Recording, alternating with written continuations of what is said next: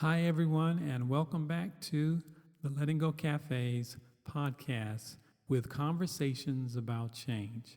I'm Darren L Johnson, and let's just dive right in. Welcome to Letting Go Cafe, offers change and solution,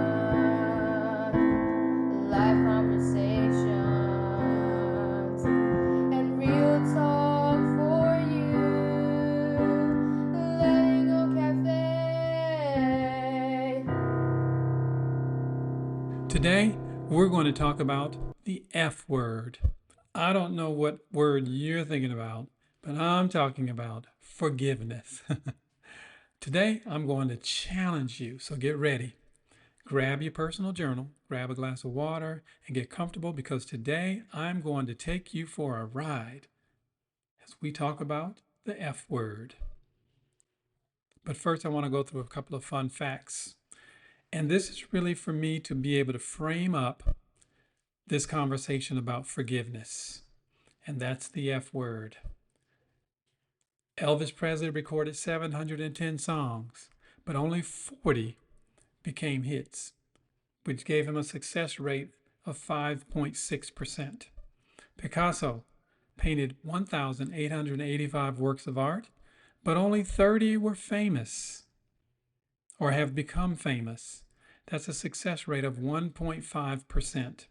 And Thomas Edison patented 1,093 inventions, but only the light bulb is universally known. And that's a success rate of 0.09%. So just imagine if these folks had given up, or were afraid of rejection, or didn't want to try again, or were concerned about what people might say, or could not overcome the internal conversation that may have kept them from moving forward. And sometimes you might think that your path, what you're trying to do, is difficult and it's only you. It may feel like others have something that you don't, because it may seem like they're accomplishing their dreams. All the people all around you are accomplishing the dreams, and maybe there's a challenge for you. Maybe they're more talented. Maybe they've got more exposure. Maybe they have more money, and that money makes a difference. Whatever the reason is, the truth is, you have everything you need to manifest your dreams, whatever they are.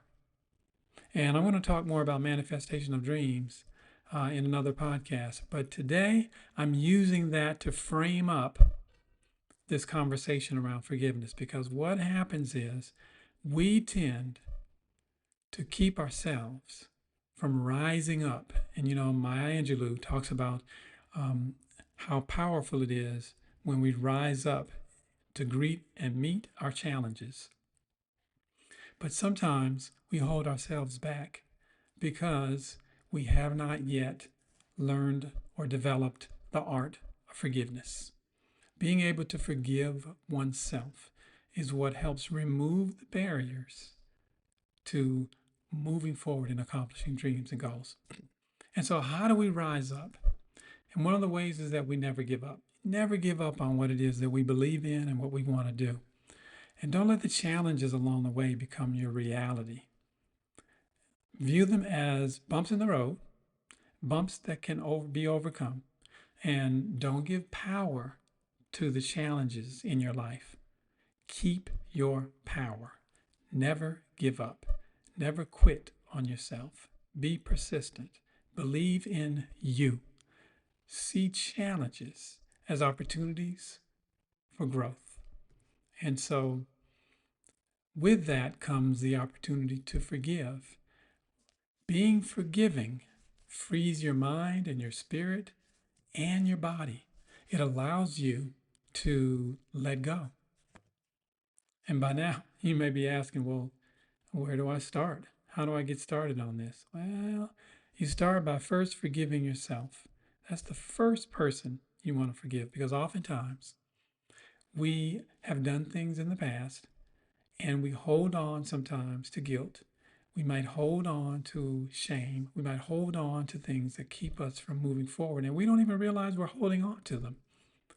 And there was a Pogo comic strip that was written by Walt Kelly that came out in 1970. And one of the quotes from that strip was, "We have met the enemy, and he is us." The person you must first learn to forgive is the person you see in the mirror. Okay? So here's what I want you to do. Keep listening to my voice, but I want you to get up from where you are, walk to the nearest mirror, and if you're in public somewhere, if you got your AirPods on and you're listening to this, go to a window. If you're in the mall somewhere, go to a window where you can see yourself. Look at yourself directly in the eyes and say, "I forgive you." Now say it again. "I forgive you." And say it one more time. "I forgive you." Say it with passion. Say it with commitment. Say it like you believe it. You can even shout it if you want to. But pay close attention to your internal conversation as you do this activity.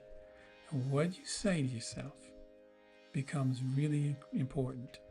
So, did you talk yourself out of doing it? Was it uncomfortable if you did it? Or was it wonderful? How was it? Take a second and jot down in your personal journal how you felt when you looked in the mirror and you said to yourself, "I forgive you." How did that feel? Okay. The reason why I ask you to do that is because becoming very aware of how you feel makes all the difference in the world and is key to being able to shift that internal dialogue. So I want to know, what did you say to yourself? Write it down so you can capture that. I'm going to share this poem with you that was written by a gentleman named Michael Grant. Years ago, he wrote a book called Beyond Blame. And so in there, he talks about and expresses his perspective on forgiveness. And just a couple of excerpts that I think are really powerful. We must forgive after we have come to know who we really are and after we have been made whole and responsible through reality.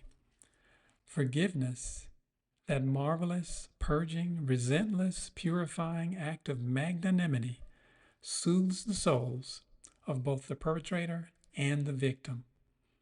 Forgiveness cleanses, forgiveness renews, forgiveness uplifts, removes burdens, unclogs the machinery, and allows the natural order of goodwill to be reestablished. Forgiveness leads us to self-love, and self-love leads back to forgiveness. Begin with the person you see in the mirror, and that's where you start. And I would urge you to begin today. Now, I said to you I was going to challenge you today, and I told you were going to need your personal journal, and you've been using it. So here we go. Now we're getting ready to really dive into this. Are you ready? Are you ready? You ready to start? Okay, we're going to start with a rating scale from 1 to 10. Here's a question that I want you to write down and then rate yourself using that scale. Now, on this scale, 10 means it is extremely difficult, and 1 is it is extremely easy to forgive. So here's the first question. How easy is it for you to forgive? After you rate yourself, I want you to write this question down and then respond in your personal journal. What are the benefits of you becoming a forgiving person? What are the benefits? And next, what will happen if you do not forgive? What happens there? And so as we continue the challenge, this next activity may take a little longer for you to do. For some people, it may happen in 2 days. For others, 2 weeks. For some, 6 months. And for others, it may take a little bit longer. But it's totally up to you. What is important is that you get started today and do your best to try to complete the following steps. Now that you've rated yourself, and now that you have identified some benefits, and now that you know what will happen if you do not forgive in the long run, now it's important to get yourself on the path to forgiving. So here's what I want you to do. In your personal journal or somewhere, make a list of those individuals you need to and would like to forgive in your life. Go back a little ways. Think about things that have happened in your past and just make the list. And don't judge it. Don't judge it. Just write it down. Write the names down. At the top of that list should be you. Your name should be at the very top of that list. The second thing I want you to do is to have a conversation with you. And in this conversation, you're going to give yourself permission to forgive those you listed in item number 1, in the first item there. Starting with yourself. Sometimes the hardest person for us to forgive is ourselves. And because sometimes we think forgiving ourselves is like an admission of something, like we did something wrong, or we are admitting that we should feel guilty, or whatever emotions or feelings come along with whatever happened in the past. But no, when you forgive yourself, you're not judging your actions. You are forgiving the fact that you were a part of the process. You're forgiving yourself for the outcome. And you're simply really embracing yourself, if you can imagine that. And today, imagine that today you're reaching back to yesterday or whenever it was in the past, and you're giving a hug to you, the you of then, the you of yesterday, and you're giving yourself a hug and saying, hey, I forgive you. It's okay. Don't worry about it. And genuinely mean that. And then you'll be ready to move forward and reach out to the people on your list. So that's when you start reaching out to them and letting them know that you have forgiven them. So you want to be specific. You want to be committed to this. And you also want to make sure that you are prepared for whatever response you might get from them once you say, I forgive you. Now, you're not saying I forgive you to get back. You're not saying I forgive you to be mean. You're not saying I forgive you so that and you're walking away thinking, that's going to make them feel guilty for a long time. They deserve that. No, this is not about any of that. This is about you loving yourself enough to give yourself the freedom and the permission to let go.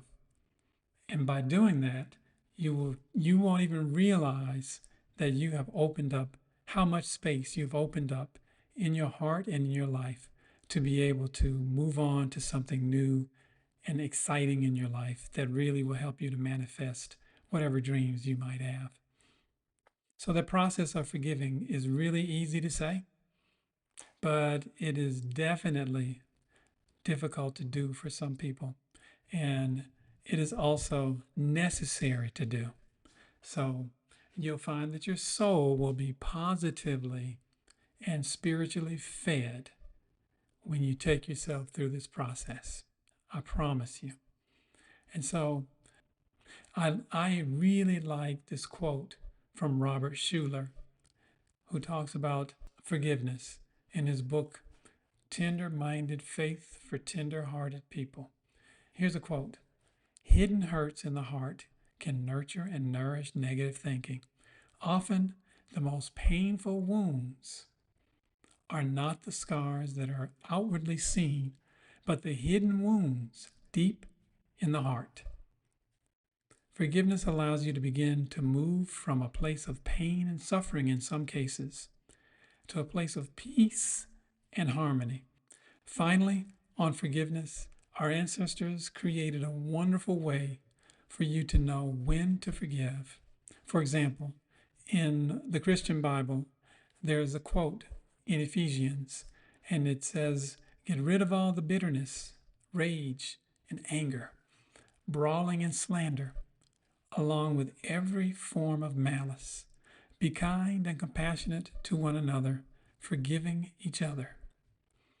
So as I learn more about my physiological responses to the world around me, I'm constantly amazed. And for example, if I don't forgive someone, even when I know I should, I become overly stressed and the muscles in my chest tighten up and things start happening to my body that shouldn't be happening. And so what I tend to do is, and when I'm listening to that built-in alarm, when that goes off, I tend to just do the right thing. And it becomes very powerful. And that's for me. And if we do not forgive, the result can show up physiologically as well. Knowing that you possess a built-in mechanism for survival is one thing, but recognizing it and acting on it is another. And those built-in mechanisms can really help you realize that it is time to begin acknowledging the fact that you might need to let go and begin to forgive.